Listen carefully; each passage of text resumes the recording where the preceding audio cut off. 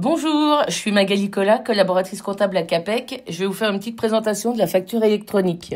Les objectifs de la facture électronique, ce sont renforcer la lutte contre la fraude à la TVA, faciliter les déclarations de TVA à terme, réduction des coûts et des délais de paiement, améliorer la connaissance en temps réel de l'activité de votre entreprise. Les changements pour vous en tant qu'entreprise. Une obligation de facturation électronique. Donc, entre assujettis à la TVA entrant dans le champ de la réforme e-invoicing, c'est l'obligation d'un format de facture numérique et structuré, transmission des factures via une plateforme, transmission des données obligatoires de la facture et des données de paiement, obligation de transmission des données de transaction et de paiement via le e-reporting. Le calendrier de mise en place, c'est du 1er septembre 2026 au 1er septembre 2027. Donc, qui est concerné par la réforme de la facture électronique? Tous les assujettis à la TVA établis en France, redevables ou non redevables. Pour les redevables, nous avons quelques exceptions. Pour le domaine de la santé, prestations d'enseignement, opérations immobilières, opérations réalisées par des associations à but non lucratif, opérations bancaires et financières, opérations d'assurance. Les non assujettis ne sont pas concernés par la réforme, donc les particuliers, associations à objet non commercial, les entreprises non établies en France. Nous avons deux processus de facture électronique, le e-invoicing, qui concerne toutes les transactions de professionnel à professionnel en France. Ça impose un double flux vers le client et vers l'administration fiscale, et la fréquence de l'envoi du flux, c'est à la facture. Le e-reporting, qui concerne toutes les transactions de professionnels et professionnels internationales, les transactions entre professionnels et particuliers, les acquisitions intracommunautaires, les flux de paiement ou d'encaissement. Le flux est unique vers l'administration fiscale, sans transmission à l'acheteur. Fréquence du flux, décade, mensuel, bimensuel, selon le régime de TVA. Une même entreprise peut être dans le processus e-invoicing et e-reporting. Les acteurs de la réforme. Nous avons les opérateurs de dématérialisation. Ce sont des prestataires non immatriculés offrant des services de dématérialisation pouvant intervenir en tant qu'intermédiaires. Les plateformes agréées, ce sont des prestataires immatriculés qui permettront de faire la transition des factures entre fournisseurs et clients. Et le portail public de l'État qui recevra tous les flux de facturation et de paiement. Nous allons voir le premier cas, le e-invoicing, donc les transactions de professionnel à professionnel établies en France. 4 obligations. Émission de factures dans 3 formats prédéfinis obligatoires. Transmission via la plateforme agréée. Suivi et mise à jour des statuts des factures et encaissements. Transmission à l'administration fiscale des données de facturation, statut de facture et des données de paiement.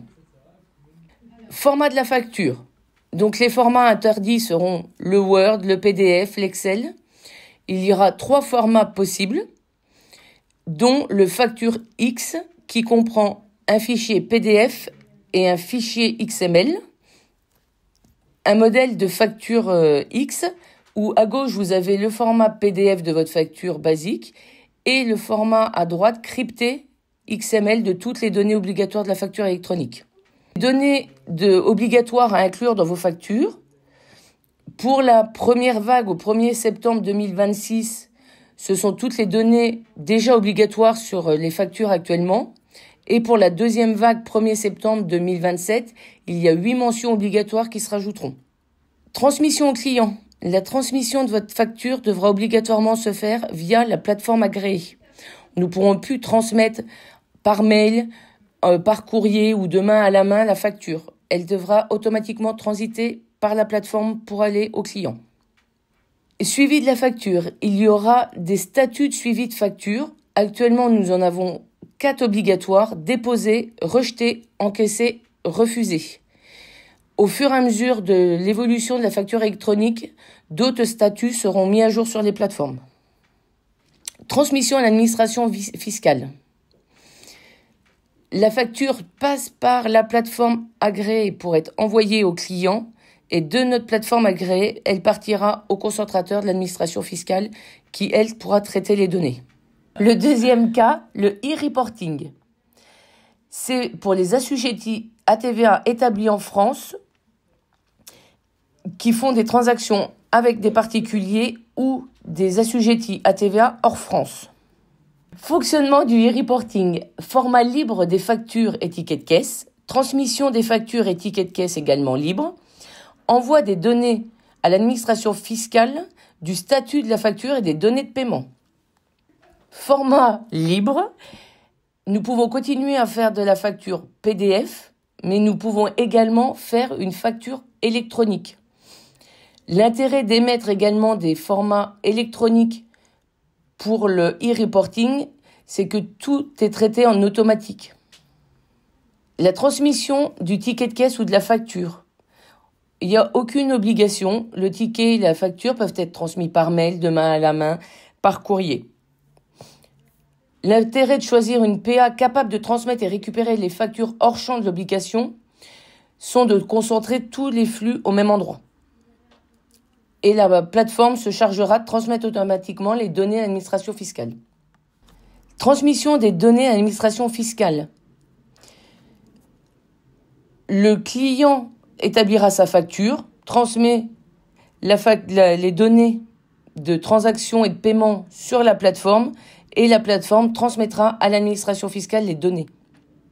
Les sanctions applicables en cas de non-respect des obligations de e-invoicing sont de 15 € par facture, plafonnées annuellement à 15 000 €.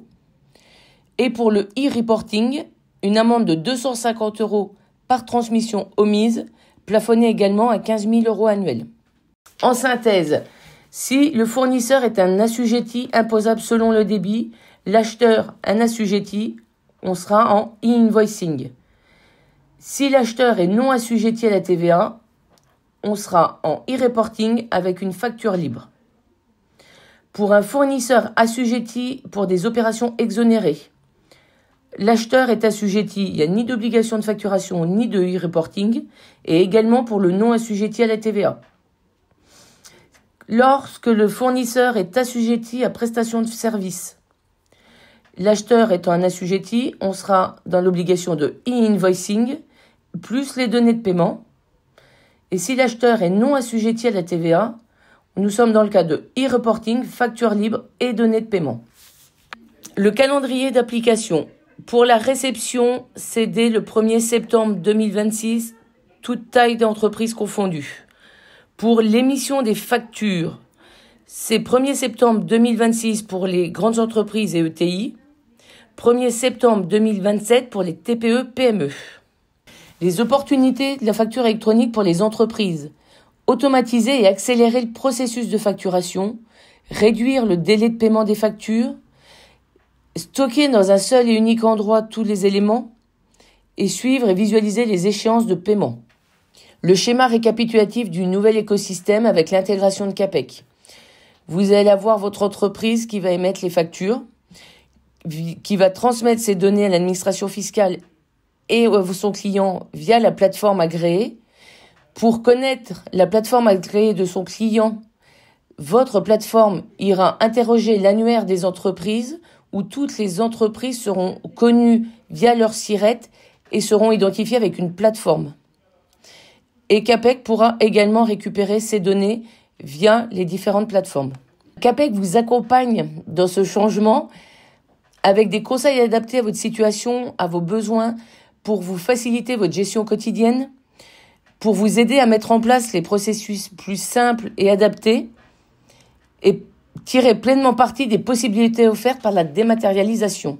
Nous vous proposons des offres d'accompagnement avec un audit de système de facturation actuel, détection des cas de e-invoicing, e-reporting, aide et formalisme pour le choix de la plateforme, paramétrage des nouveaux outils pour intégration dans la comptabilité.